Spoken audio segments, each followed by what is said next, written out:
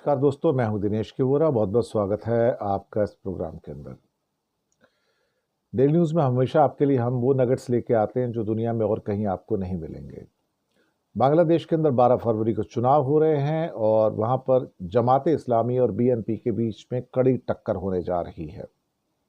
लेकिन जो न्यूज़ हम देने जा रहे हैं वो अजब गजब है, क्योंकि जमाते इस्लामी के साथ अमेरिका के डिप्लोमेट्स एक क्लोज मीटिंग कर रहे हैं और उनके ऊपर नज़र बनाए हुए हैं।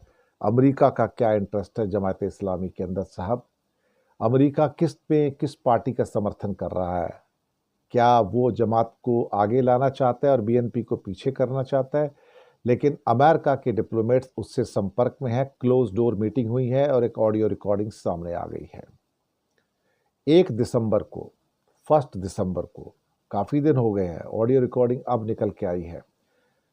बांग्लादेश की एक महिला पत्रकार के साथ ढाका में मीटिंग होती है, एम्बेसी में, अमेरिकन डिप्लोमेट की क्लोज डोर मीटिंग।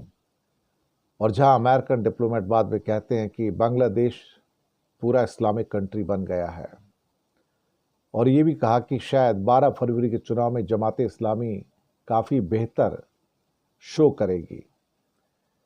डिप्लोमेट कहते हैं कि हम चाहते हैं कि जमात हमारा दोस्त बन के रहे। डिप्लोमेट का नाम नहीं लिया गया है। जमाते इस्लामी पर कई बार सैंक्शंस भी लगाई जा चुकी हैं, उनको बैन भी किया जा चुका है। वो इस्लामिक लॉ के अंतर्गत शरीयत का कानून लागू करना चाहते हैं, वही जो अफगानिस्तान के अंदर है।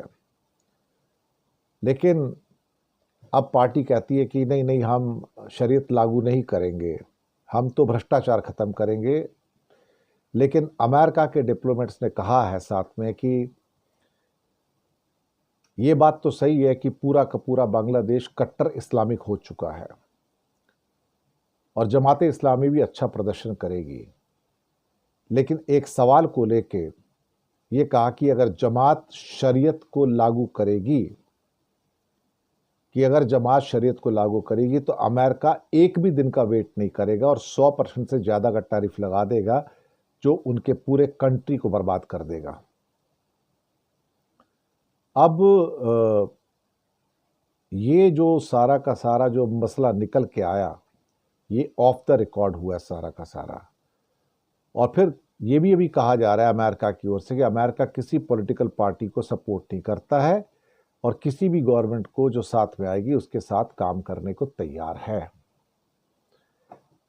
अब जमाते इस्लामी के साथ अमेरिका का यह समझौता अमेरिका और भारत के रिश्तों में भी दरार डाल सकता है, और भारत और बांग्लादेश के रिश्ते वैसे ही काफ़ी कमज़ोर हैं। लेकिन मैं अभी भी एक बात मान के चलता हूं कि बीएनपी शायद चुनाव जीत जाएगी। खालिदा जिया की पार्टी है। खालिदा जिया तो अब दुनिया में नहीं रही हैं, लेकिन उनका बेटे तारिक रहमान जो हैं वो कंट्री को नई दिशा देने को तैयार है। और उन्होंने कहा भी है कि ना मुझे दिल्ली चाहिए, ना रावलपिंडी चाहिए, मुझे बांग्लादेश चाहिए, मेरा देश बांग्लादेश है।